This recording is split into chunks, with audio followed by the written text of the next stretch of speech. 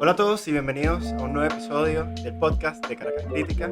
Esta vez es un episodio especial, ya que tenemos de invitado a nuestro amigo y querido Samuel.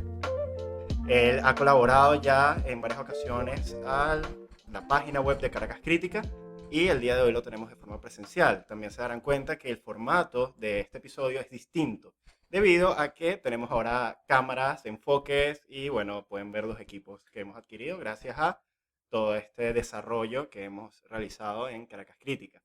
Recuerden seguirnos en nuestras redes, en Instagram, en Twitter, en YouTube también, en TikTok, para que no se pierdan ningún contenido. También recuerden suscribirse a nuestro Patreon si lo desean. Tenemos dos categorías, la de $1 en la cual van a estar colaborando a Caracas Crítica. La recompensa de esa categoría es que al final de cada episodio del podcast y al final de cada evento especial se dirá su nombre en forma de conmemoración de que justamente están colaborando. Ya la segunda categoría es un poco más avanzada, no solamente van a tener las recompensas de la categoría anterior, sino que también van a poder disfrutar de un club de lectura guiado por los integrantes de Caracas Crítica, van a poder acceder a todos nuestros cursos y van a tener episodios exclusivos del podcast. Entonces, bien, el día de hoy venimos con, al igual que nuestro invitado, con una temática bastante especial, ya que el día de hoy vamos a hablar sobre un tema que, bueno, hemos considerado pertinente y además bajo el perfil de nuestro invitado, bastante de acuerdo con tanto las problemáticas que están pasando de forma internacional como una nueva forma de entender esta realidad y esta forma de pensar los problemas, un poco la tarea de la filosofía. El día de hoy vamos a hablar sobre el abordaje postestructural hacia la libertad, la disciplina de los cuerpos y la opresión. Entonces, vamos a darle la palabra a nuestro invitado, pero para que tenga algo con que trabajar, vamos a hacerle una pequeña pregunta. Bueno, Samuel, ¿cómo llegaste a estos temas? ¿Cómo te llegaron a interesar los temas como la disciplina de los cuerpos, los análisis postestructurales? Que no puedes hablar de postestructuralismo, ¿cómo lo entiendes? ¿Nos podrías dar una suerte de resumen de tus vivencias y al mismo tiempo como de tu carrera intelectual? Claro, por supuesto. Bueno, primero, muchas gracias por la invitación. Siempre un placer trabajar con ustedes. Digamos que mi viaje intelectual, académico con la filosofía ha sido bastante interesante porque al principio comencé más en la parte artística del teatro, de la música, de hecho, y después me empecé a interesar por la situación política del país y más por la teoría política, las ciencias políticas, pero después vi que había muchos temas súper interesantes que se escapaban de esta disciplina académica. Y es justamente este abordaje postestructural, este entendimiento postestructural de la libertad, de la opresión, de cómo funcionan las relaciones de poder en nuestras sociedades, que me hicieron darme cuenta que las ciencias políticas se quedan cortas muchas veces en entender cómo nosotros internalizamos muchas cosas que condicionan nuestro comportamiento, nuestras vidas y nuestras maneras de pensar. Y eso fue lo que hizo darme cuenta que me interesaba más el pensamiento político en la parte filosófica que simplemente un debate izquierda-derecha que termina siendo un poco simplista a la hora de la verdad.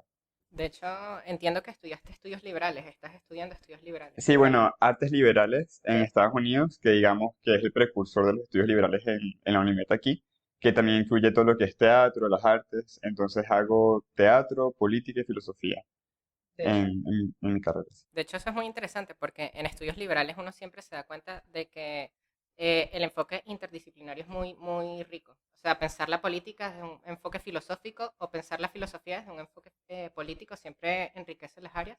Y bueno, de hecho creo que eso es un poco el diálogo de hoy. Hablar un poco de estos temas de la libertad, la disciplina, pero desde un enfoque, en este caso, postestructural. Autores como Michel Foucault, entre otros, bueno, van a ser los protagonistas de este diálogo. ¿Qué nos podrías decir un poco de este abordaje postestructural? Porque el sufijo ya nos está diciendo que es algo que va más allá de lo estructural.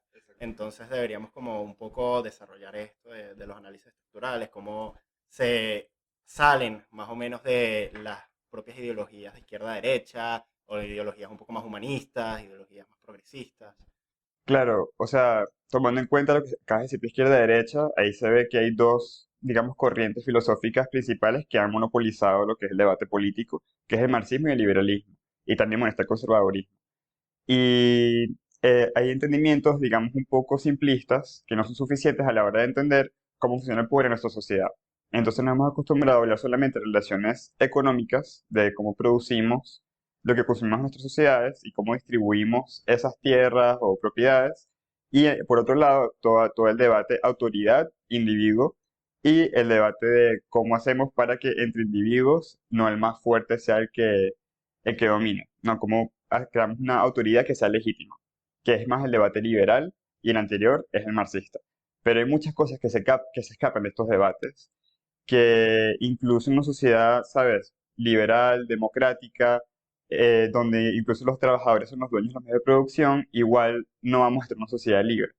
Y todas estas cosas son las que identifican Foucault y otros pensadores que también se mantienen en lo estructural, como por ejemplo Hannah Arendt, pero aquí nos vamos a meter nada más en la parte postestructural, que también es súper interesante porque habla más de la escala local y cómo en realidad las instituciones que se ven como imparciales, digamos científicas, educativas, también condicionan nuestros cuerpos incluso, y nuestra manera de ver las cosas, nuestra manera de comportarnos, y también tienen un poder al definir qué es lo normal y qué no es lo normal. Pero aquí ya tal vez estoy cubriendo mucho de los temas que vamos a tocar, pero eso muestra la complejidad del poder y cómo lo vivimos. Sí, y me parece bastante interesante porque ya aquí asomaste varias cosas como el tema de la libertad, el tema de los cuerpos, el tema de la localidad.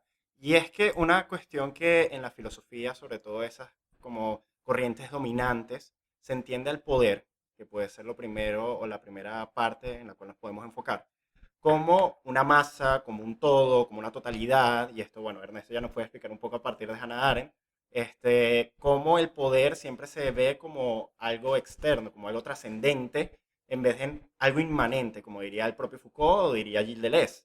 El poder no se encuentra en una posición, sino que se encuentra en todos lados. El poder se efectúa tanto de una persona sobre otra, de una institución sobre otra, a través de los cuerpos, a través del saber, y esto ya lo vamos a explicar un poco más adelante, y se encuentra en todos lados. Es básicamente la voluntad de poder, un poco en general de Nietzsche, que no es algo grande, sino ya es algo un poco más micro, y por eso me encanta cuando Foucault habla de la microfísica del poder. Entonces, es esa distinción de que, bueno, ya el poder no es algo externo, el Estado es el poder, o el que tiene las armas es el poder, sino que el poder ahora se transforma. Claro. De hecho, en líneas cotidianas uno piensa el poder y siempre lo piensa en términos negativos. O sea, ¿quién detenta el poder? Es decir, ¿cuál es el sujeto que tiene el poder como si lo pudiera monopolizar, agarrar, ¿no? Pensamos en la figura del trono, Game of Thrones, o en todo nuestro imaginario colectivo, pensamos en el poder como un lugar en el que uno puede estar o no estar. Están los dominados y los dominadores, ¿no? Pero ¿cuál sería el enfoque postestructural al tema del poder? No sé qué quisieras comentarnos. Sí, bueno, se podría resumir a que nadie es dueño del poder, sino que el poder se ejerce. Y eso no quiere decir que están estas estructuras que definitivamente definen quién es dueño de las tierras o quién gobierna, pero eso no quiere decir que va más allá de eso. Es como decías tú, Jan, va de un individuo a otro, de una institución a otra, y al final incluso el que no es dueño de las tierras, el que no gobierna y el que no tiene ningún tipo de poder puede resistir y definir también lo que es verdad, que aquí nos estaríamos moviendo a la primera parte de este podcast, de este episodio, porque es el acto de definir lo que es verdad, lo que... Lo Ay, que crea poder. lo que crea poder. Es un acto de poder definir lo que es verdad, en pocas Exacto. palabras. Y cualquiera puede hacer eso, cualquiera que pueda hablar y pensar, Claro. más allá de todas las posiciones sociales que tengamos en sociedad. Y hay una cuestión importante acá, porque es eso, cuando nosotros hablamos, por ejemplo, de la libertad, y la libertad en base al poder, siempre lo vemos como que, bueno, el poder nos está coaccionando, el poder nos está, de alguna forma, oprimiendo, entonces lo que hay que hacer es liberarnos del poder. Esto es más o menos una suerte de la problemática que tenían la escuela de Frankfurt, y me enfoco más en Marcuse. Marcuse hablaba de una represión sobrante que estaba ejercida por las instituciones, y lo que había que hacer era eliminarlas para volver a una suerte de estado de naturaleza. En realidad lo estoy haciendo un poco más general, pero para básicamente volver a los estados de represión instintivos naturales, en vez de una represión sobrante generada por esa plusvalía de la represión. Pero hay algo que Foucault dice aquí que me parece maravilloso, y es una suerte de crítica a ese romanticismo de primera naturaleza, buen salvaje, que vamos oprimiendo. Y es que Foucault justamente habla no tanto de liberar, del acto de liberar, sino acto de liberación. Entonces dice, hay un acto de liberación cuando un pueblo oprimido por una colonia resiste el poder e intenta cambiar la situación a través del poder y de los propios discursos. Pero no es una libertad total. Como que Foucault es muy escéptico en entender el acto de libertad como que, ok, volvemos a un estado de naturaleza, volvemos a un estado primogenio, volvemos a un estado donde ya no nos oprimen, sino que estamos listos. Pero justamente entramos en esta problemática que ya Ernesto había vislumbrado. Al ver el poder de forma negativa, justamente vemos como que, ok, si se nos enfrenta, nosotros nos oponemos, pero ya como el poder se ejerce por todos y por todas las cosas, allí ya entra la problemática de que, ok, entonces podemos hablar de libertad de forma plena. Claro. De hecho, hay un tema que me parece muy curioso y es que precisamente Foucault dice que no podemos entender el poder en este sentido meramente negativo, ¿no? Como una represión, ¿no? Como el poder es, por ejemplo, la posibilidad de negar a unos unas cosas y a otros aceptarlas en la medida en que entran dentro de la categoría normal o establecido, ¿no? Sino que el poder tiene un carácter incluso como creativo, ¿no? Y de hecho, el poder siempre está vinculado a saberes, a discursos que legitiman unas cosas y niegan otras. Es verdad, el poder tiene este carácter negativo, niega, reprime, separa, pero también tiene un carácter productivo o creativo, ¿no? Claro, pero igual no sé si eso quiere decir que la fuerza creadora del poder sea positiva Exacto. Ajá. o negativa, porque Foucault no tiene ningún juicio moral Moral. respecto a esto. Nada más dice que el poder se reproduce de esa manera. Entonces, no sé, era interesante como que mencionar eso. Yo sí lo veo, aquí ya yéndome a mis propias lecturas, como algo meramente positivo. Pero obviamente no entendiéndolo en el positivo de bien. Y bueno, me va a robar un poquito de tiempo para comentar una anécdota. Que es que cuando yo le comenté, yo fui profesor de bachillerato, yo cuando le comenté a mis muchachos que me explicaran qué era el positivismo, me decían que es la ciencia de estar felices. Pero entonces, claro, vamos a intentar alejarnos de esas interpretaciones y vamos a hablar de lo positivo como algo que se afirma y de lo negativo como algo que no es afirmado en ese momento, como la contradicción. Yéndonos un poco a Gilles Deleuze, que era como muy amigo de Foucault también, él ve el poder y todas esas relaciones de poder también a través de Nietzsche como algo meramente positivo. Hay dos cuerpos, hay dos afirmaciones, hay dos voluntades, hay dos potencias. Por ejemplo, tu potencia, que es tu potencia de pensar, que choca con mi fuerza, que es mi potencia de pensar también. El propio Foucault lo diría, todo poder es relación de fuerzas. Y justamente entre esas fuerzas no existe negatividad. Es decir, dos afirmaciones que chocan. Entonces, pensarlo en grados negativos justamente estaría contradiciendo esa misma idea de, de lo que Foucault y bueno, también Deleuze y toda esta corriente postestructural quiere movilizar. Y es que si salimos, si queremos salir de esas grandes polaridades de liberalismo y marxismo, tenemos que salir también de la dialéctica de lo positivo y de lo negativo. Claro, tipo, más allá de entender qué es bueno o qué es ideal, dónde se encuentra la libertad, se trata de nada más de entender cómo funciona el poder y cómo se puede luchar constantemente por esa liberación. La liberación es un proceso que es inalcanzable, no es que se encuentra en un tipo de modos de producción o en un modo de gobierno donde después todo va a ser perfecto y bueno. Claro, o sea, yo veo que en Foucault el tema del poder se entiende en casi que en actos de resistencia. Perdón, la libertad se entiende en este sentido de resistir a las formas, por ejemplo, de disciplina, ¿no? Y Foucault está pensando en una Francia del siglo pasado, una Francia institucionalizada, estamos hablando de un Estado moderno, de un país regido por instituciones. Y él está criticando las instituciones y la forma en que los sujetos se configuran dentro de esas instituciones.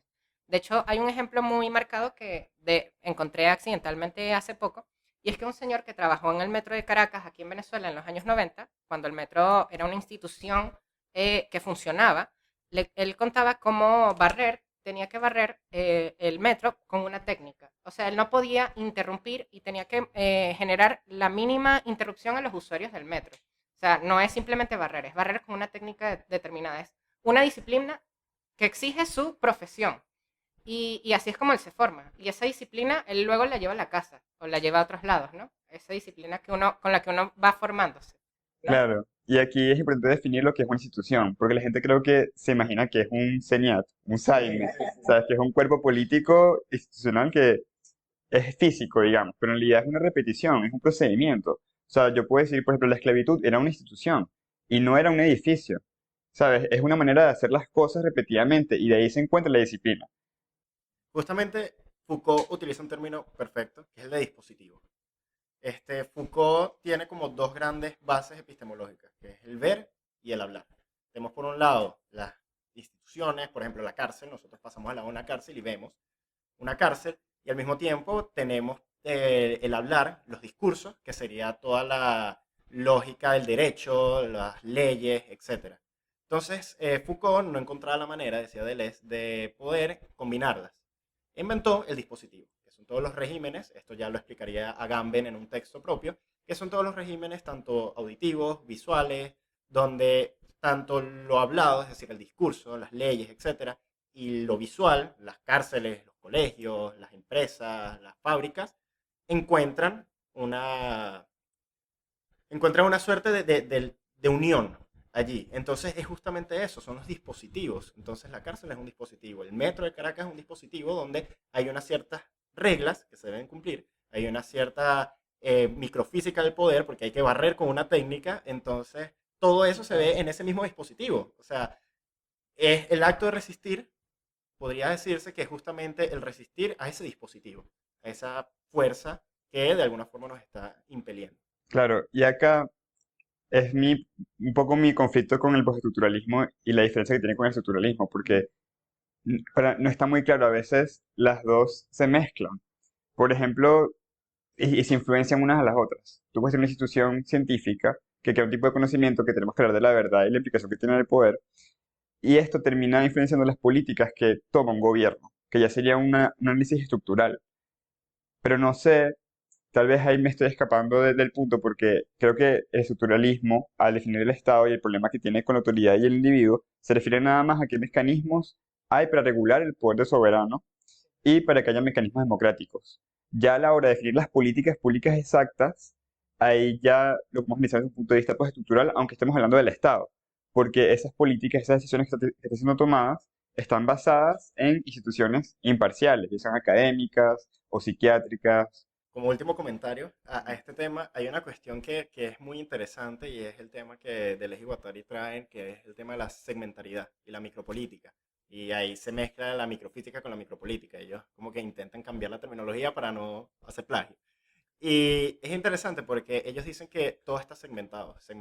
Hay todo tipo de segmentos.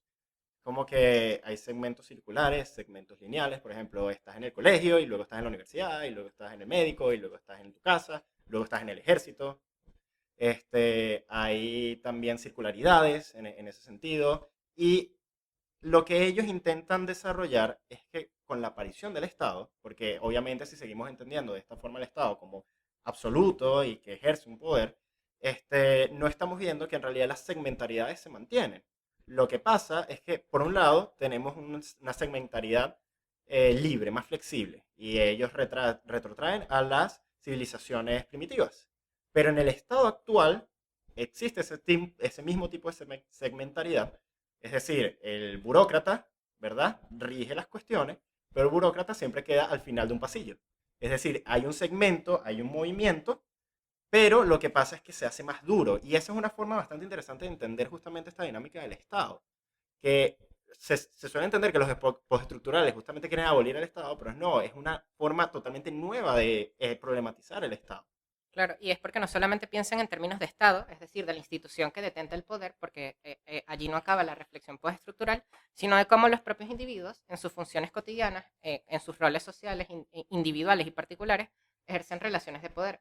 Porque puse el ejemplo de un funcionario público en una empresa pública del Estado, que es el metro, ¿no? Pero así igual en los espacios privados de trabajo, ¿no? Como cierto funcionario se te pide cierta disciplina, cierta técnica, cierta profesionalización, y eso condiciona la forma en que tú eres, no solamente en el espacio privado, sino en tu espacio público. Te configuras de esa forma profesional y de acuerdo con ciertas disciplinas. Y así, no es como que simplemente la institución está ejerciendo poder sobre mí, sino que yo luego ejerzo relaciones de poder con otros, en mis relaciones privadas. ¿Y qué pasa, por ejemplo, cuando cierto individuo, precisamente porque no cumple con ciertos requisitos, es excluido, ¿no? Para trabajar en una empresa no puedes tener esto, o no puedes ser de esta forma, no puedes verte de esta forma, ¿no? Y ahí empiezan los temas del el sentido negativo del poder, como exclusión. Te excluyo porque no cumples con esto, o no cumples con aquello. Y ahí viene un poco la crítica y las formas de resistencia en el postestructuralismo. Y la pregunta es justamente, ¿quién define eso? ¿Quién define qué es Exacto. aceptado en el espacio de trabajo? que es aceptado a la hora de tu ir al SEME para tener un pasaporte porque no puedes tener el cabello pintado si eres hombre, o no puedes tener huequitos en los blue jeans, qué es normal, qué no es normal. Esa es la pregunta que nos hace Foucault. Y la otra cosa que quería acotar con lo que dijiste anteriormente, que abolir el Estado sería el anarquismo, pues. Y eso también es un análisis estructural de la opresión, porque te estás quedando nada más en la superestructura, lo que es la autoridad del individuo. No estás hablando de instituciones, no estás hablando de relaciones interpersonales. Sigue siendo igual de simplista que el liberalismo y el marxismo y todo lo demás. De hecho, justamente en la lectura Foucault en una parte decía algo así. Los críticos del estalinismo y del marxismo en líneas generales hablan del poder en términos de totalitarismo, ¿no? Hablan del poder de la dominación y de la dictadura, de la dictadura en los términos contemporáneos. Mientras que el marxismo habla del poder, pero solamente en términos de dominación de clase, ¿no? O sea, solamente te quedas en esos terrenos, pero hay una serie de terrenos que se escapan a la discusión que no están en estas perspectivas contempladas, que bueno, es lo que ofrece Foucault junto con otros postestructurales. Hay una cuestión que comentaste, Ernesto, que me pareció brillante porque es lo que el propio Foucault asegura en un momento. Y es que Foucault en Vigilar y Castigar dice algo que para mí como que me cambió, me volteó el switch. Todo el tiempo, dice Foucault, hemos pensado que el cuerpo es la cárcel del alma, pero en realidad es al revés. El alma es la cárcel del cuerpo. Y yo lo veo allí como producción de subjetividad.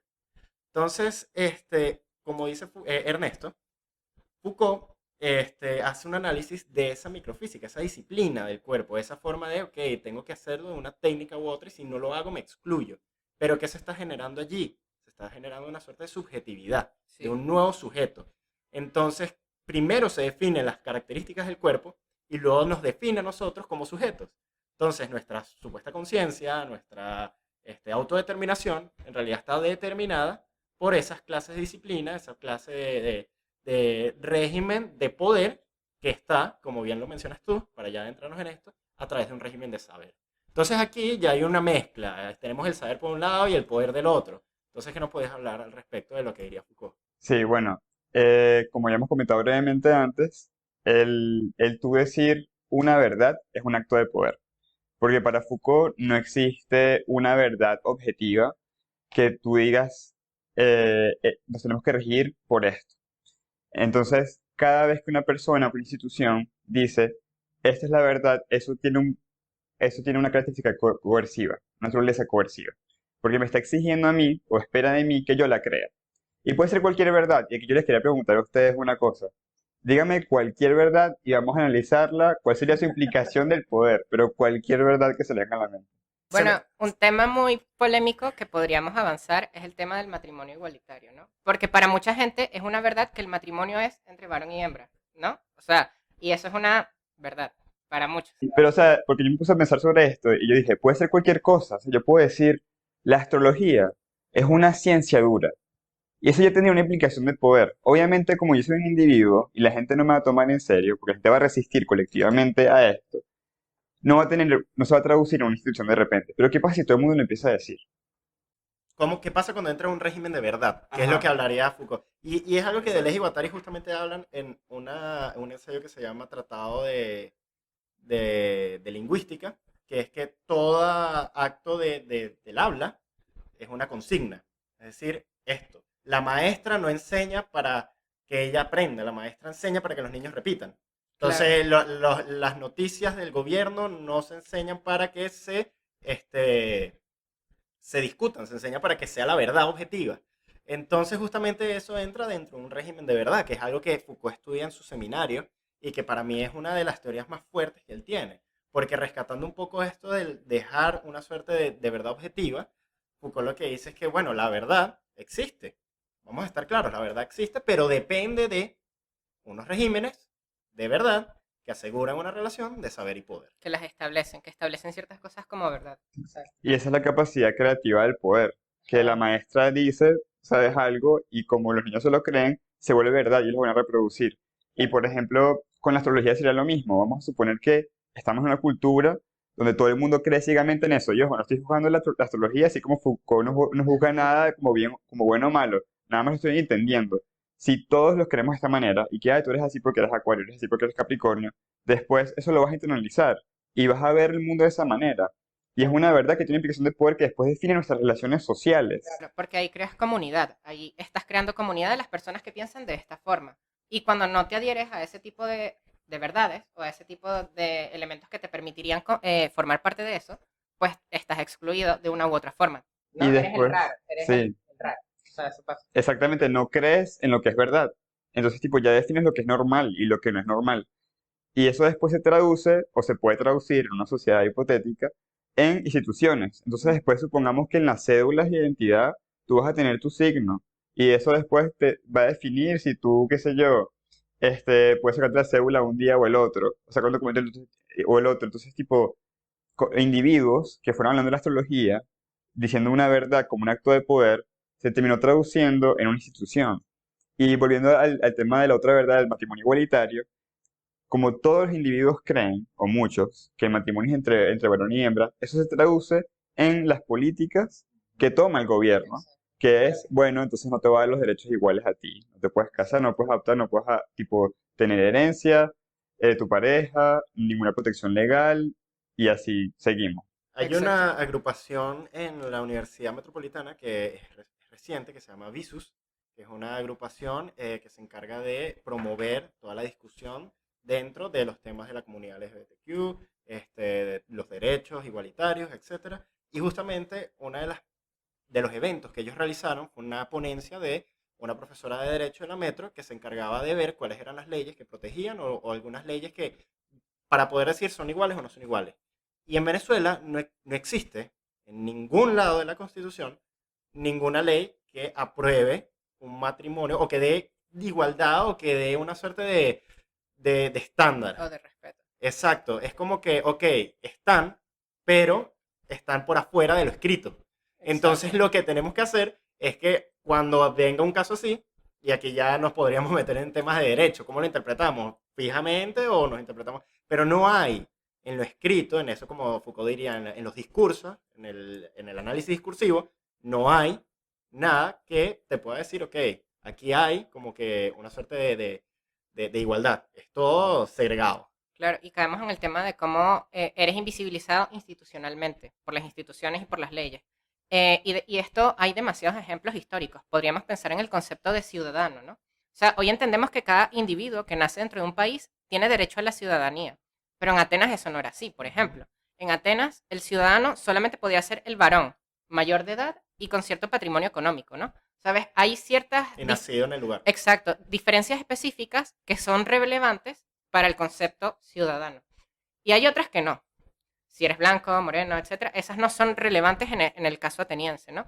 Pero hay otras que sí. Y de nuevo, en el tema del matrimonio, hay diferencias que consideramos relevantes para el concepto de matrimonio. De hecho, bueno, en el siglo XVIII, XIX, habían constituciones y regímenes legales que hablaban de la diferencia racial como una diferencia relevante para el matrimonio. O sea, una persona blanca no se podía casar con una persona afrodescendiente, ¿no?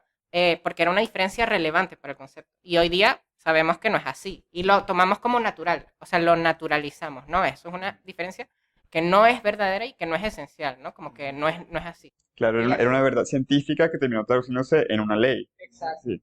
Y es interesante porque estás hablando de la Constitución y la Constitución es el Estado, básicamente. Ya no sería el gobierno describe la Constitución, pero el Estado es la Constitución. Entonces es interesante porque hablamos de matrimonio igualitario, de los derechos, vamos a suponer que somos ciudadanos, además tenemos los mismos derechos en todos los sentidos, pero igual no acabaría, digamos, esa patologización de nuestros cuerpos o esa anormalización de nuestros cuerpos, de nuestras relaciones sexuales, nuestra vida sexual o nuestro comportamiento, o nuestra expresión de género. Y aquí es importante porque a veces siento que el movimiento LGBT, y lo he escuchado en los grupos activistas, se queda en esa lucha legislativa, cuando en realidad es una lucha justamente por la verdad, por definir la verdad. O sea, es por decir, somos normales. O sea, y el entender eso, somos normales, y decir, no, merecen derechos, pero yo no puedo ver eso como normal. Ahí ya hay una violencia.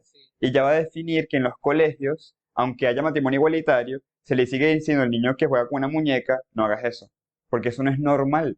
¿Y quién definió eso? Y aquí habría que irnos a la genealogía del conocimiento para ver de dónde viene, así como de dónde viene que el matrimonio es entre hombre y mujer, probablemente de la Biblia, ¿sabes? Y cuando te pones a ver el origen, lo cuestionas.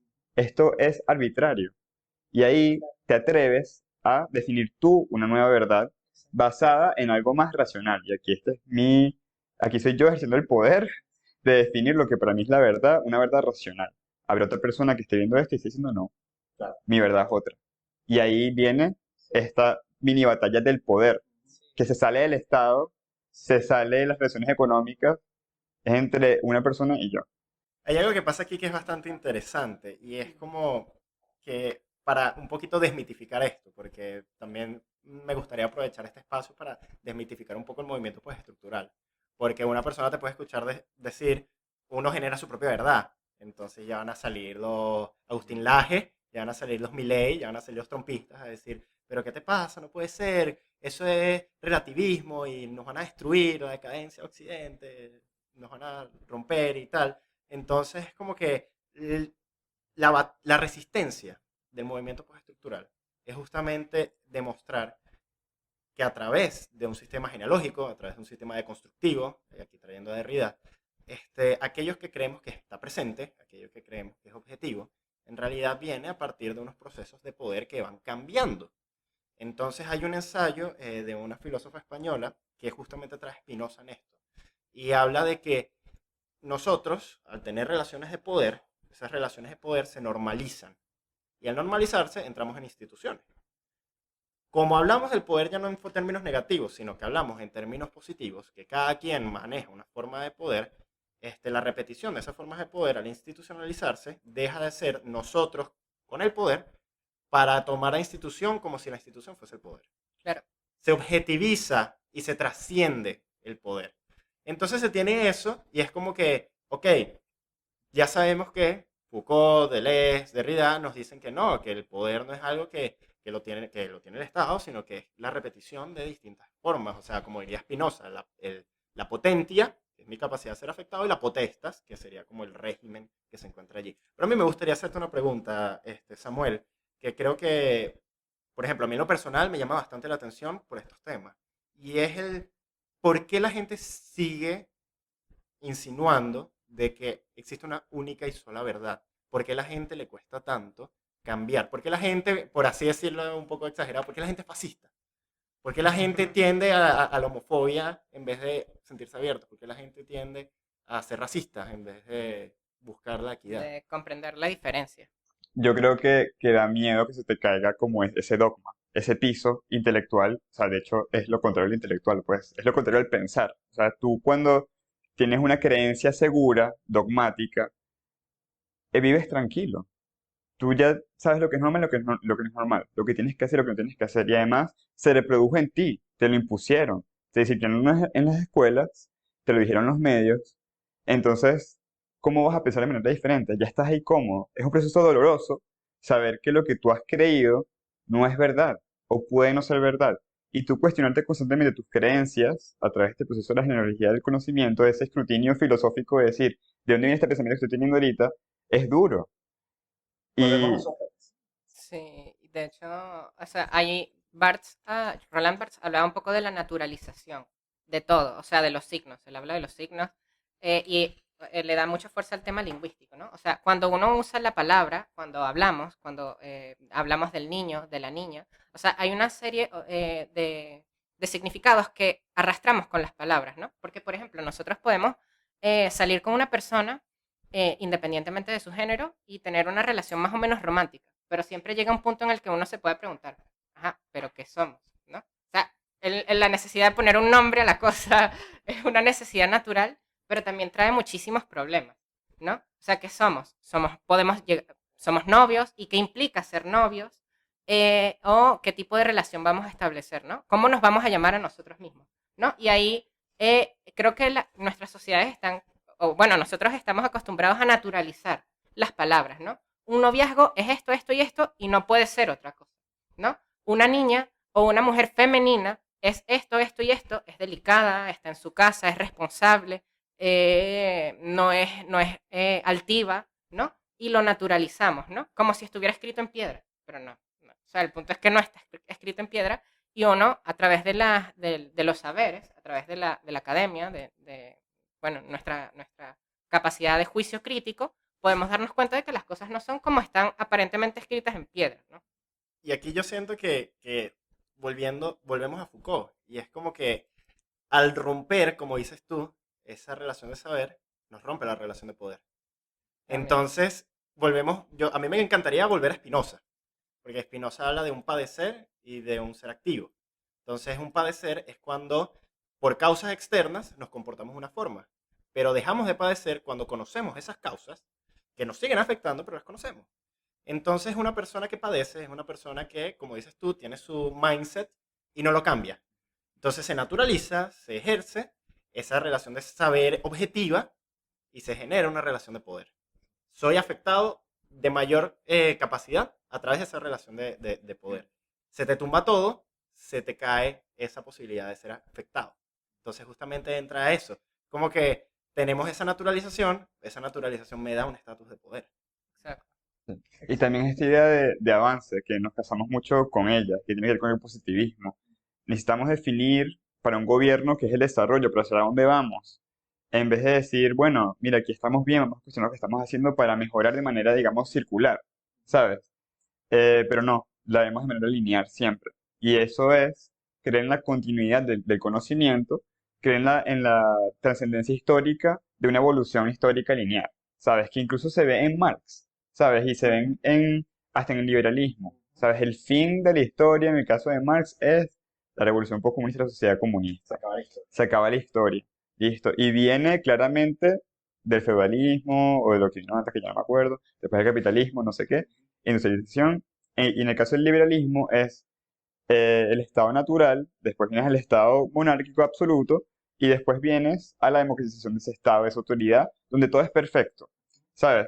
Pero cuestionar eso es, es incomodarte porque es decir, ya no podemos avanzar, no hay dirección, Claro. ¿sabes? Como te llena, digamos, pierdes ese significado de vida, digamos, esa dirección. Y te das cuenta de que está vacío, de que la sociedad no tiene una esencia, no tiene un destino, y eso incomoda, hasta a nivel individual, con el existencialismo, el esencialismo. Si lo extrapolas a nivel de la sociedad es igual de incómodo. Sí. Y de hecho, sobre todo, uno lo encuentra vacío precisamente y en la medida en que uno no lo piensa de forma crítica.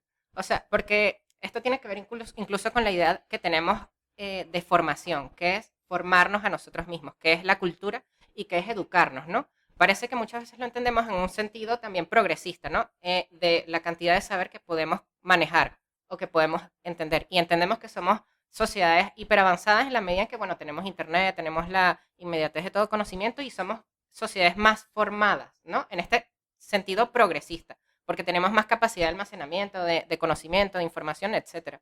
Pero, o sea, ahí la educación, la cultura y la formación tiene este carácter progresivo, cuando muchas veces tiene que ser entendida o podría ser entendida en un carácter aporético.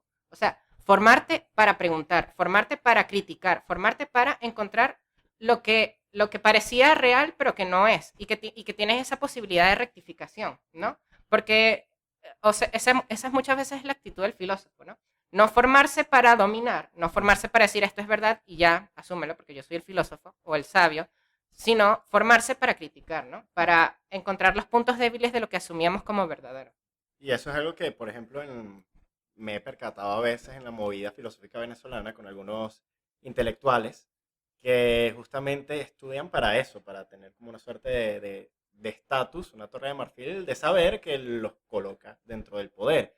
Y eso no es hacer filosofía, eso es simplemente dogmatismo. Eso es simplemente quedarte en una esfera donde tú riges el mundo como espectador, pero en realidad no eres espectador, eres ordenador, eres demiurgo ahí. Tú ordenas como tú quieres de forma normativa, la realidad. Exactamente. Sigue una lógica científica, la filosofía, que es contradictoria porque la filosofía no es una ciencia. Tal vez es la única cosa que no puede ser entendida como una ciencia porque no hay un método científico que puedas repetir para esperar siempre el mismo resultado, porque tiene que ver con el lenguaje, tiene que ver con un cuestionamiento constante. Entonces la filosofía justamente nos libera de esa idea de avance lineal que en realidad nos encarcela. Sí, arrastra muchos problemas. En la medida en que lo asumimos como esencial, natural e insistimos en ello, ¿no? El señor que reprime a su hijo porque no es como él quiere, ¿no? O a su hija y así. Y vives toda una vida así, de acuerdo al sentido negativo del poder, en el sentido de que te limita, ¿no? No puedes hacer esto, no debes de ser así, y así sucesivamente, ¿no? Y eso es la sociedad disciplinar, ¿no? La sociedad que te cultiva, pero a base de negaciones. Y eso pasa demasiado con la religión. Cuando, por ejemplo, uno de los valores esenciales de las religiones, por ejemplo, cristiana, es el tema del amor al prójimo y el valor del amor dentro de la doctrina católica. Pero cuando entras en estos temas, el tema no es el amor ni el respeto al prójimo ni la diferencia, sino el castigo por lo diferente, porque no eres así. El lanzar la piedra, Sí. cuando no deberías lanzarla tampoco, pero bueno, todo bien. Sí, terrible. Eso de verdad es muy incómodo, o sea, porque tú ves a personas que se ven normales, o bueno, es que se ven Que se ve personas, normal. Eso es un acto de poder, estás definiendo lo que es normal y lo que no es normal.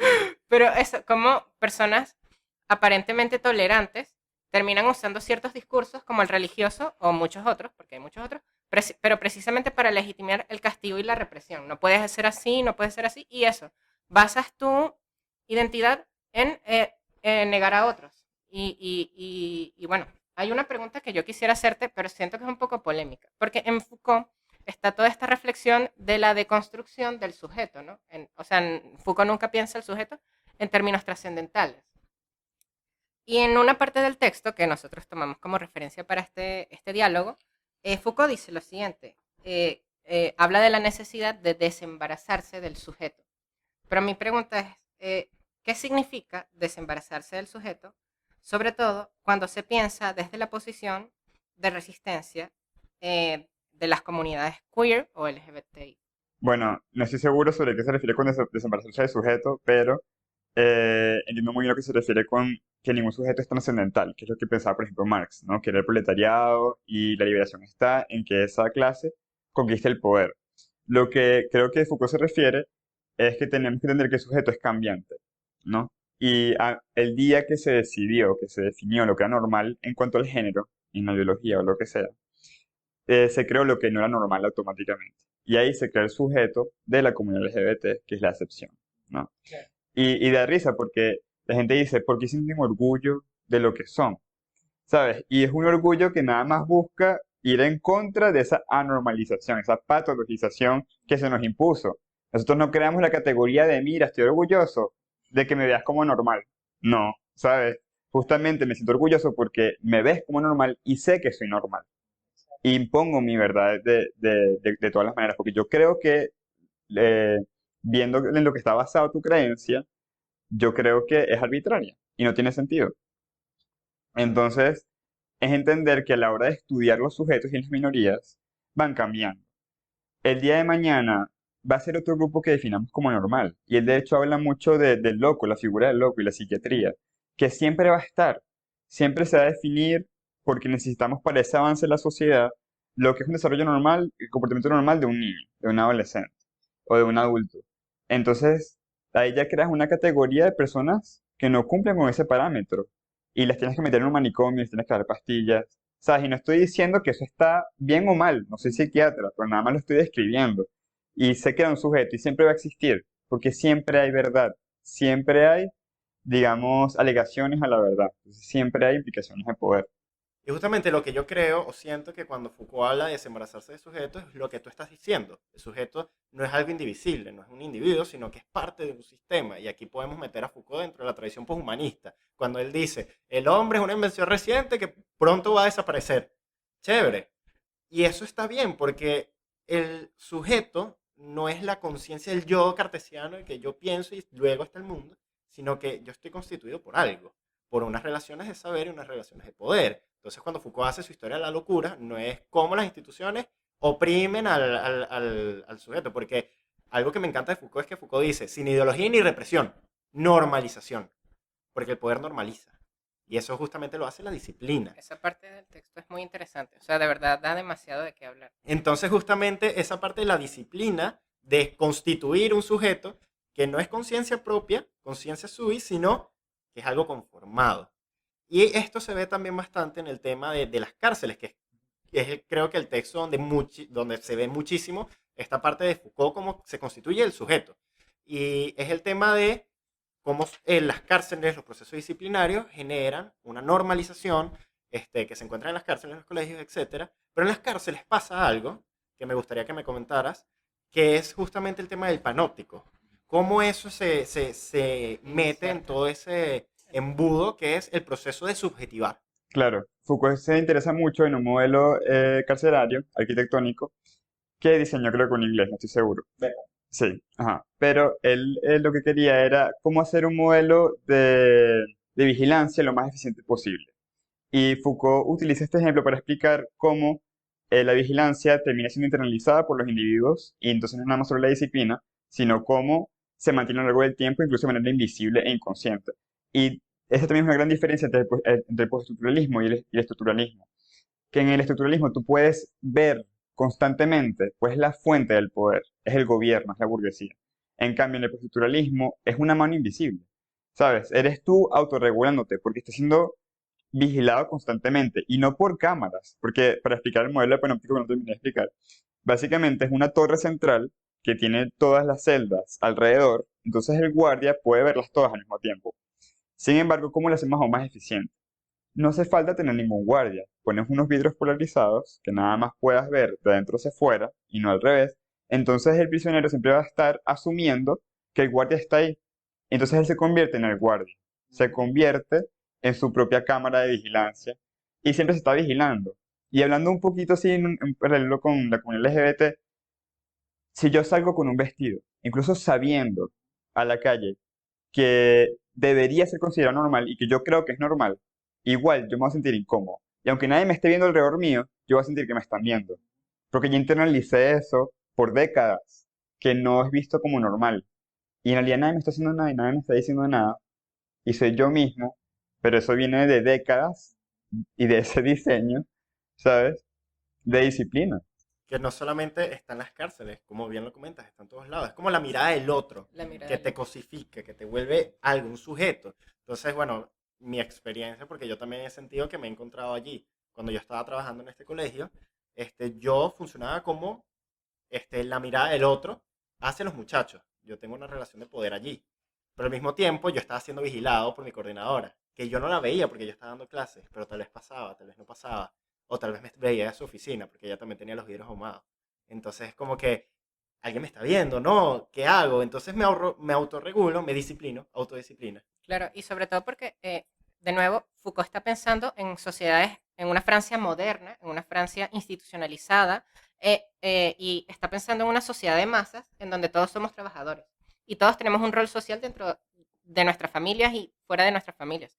Es decir, todos tenemos que ser profesionales de una u otra forma. El ejemplo del barrendero que tiene que barrer con cierta técnica y si no, lo castigan de alguna forma, lo regañan y así todos, así todos. Tenemos que autorregularnos para ser reconocidos como alguien, como un profesional real, como una persona buena, como una persona responsable, ¿no? Y así nosotros mismos nos vamos no solo autorregulando, bueno, sino internalizando la necesidad de funcionar, porque eso no es simplemente que te castigo, no es simplemente que el poder tiene esta capacidad de castigarse, sino te adecuas a la norma, sino que en la medida en que tú te adecuas a la norma, eres socialmente reconocido. Eres un profesional excelente. Eres un buen padre de familia porque lo castigas a tu hijo de esta y de esta forma, ¿no? Porque tienes esta relación con tu esposa o porque tu esposa es bella y mantiene su imagen, ¿no? O sea, el poder está no solamente en la parte negativa, sino en ese reconocimiento social. Claro, que se crea también al internalizarlo. Exacto. Y con el ejemplo de los niños que también trabajan en guarderías y en colegios primarios y tal, es interesante ver cómo la maestra se va y todos los niños están haciendo una fila y después empiezas a ver que el que se sale porque no está la autoridad, los demás niñitos le dicen, no, métete, métete, ¿sabes? Lo empiezan a policiar también. Y tipo, son niños y ya son agentes, ¿sabes? De regular, ya son policías de ese comportamiento. Bueno, Samuel, de verdad, muchísimas, muchísimas gracias por estar acá. Gracias nuevamente por colaborar con Caracas Crítica en esta excelente conversación que tuvimos y que esperemos de verdad que ustedes que nos estén escuchando, viendo, etcétera, les haya también gustado. Recuerden nuevamente seguirnos en nuestras redes sociales. También vamos a etiquetar a Samuel para que lo sigan a él también. Y no dejen de visitar nuestro Patreon, ya que hablamos de unos contenidos exclusivos que podrán disfrutar a través de esa plataforma. Así que bueno, muchísimas gracias, Samuel, nuevamente. Muchísimas Muchísimas gracias. gracias. Muchísimas gracias. Bueno, de nuevo, creo que es un tema muy interesante y sobre todo en la medida en que hablamos de filosofía vinculada siempre con temas muy cotidianos y personales. Creo que es de lo más llamativo que podemos hacer aquí en Caracas Crítica. Y bueno, muchas gracias a todos. Muchas gracias, Samuel y Jan.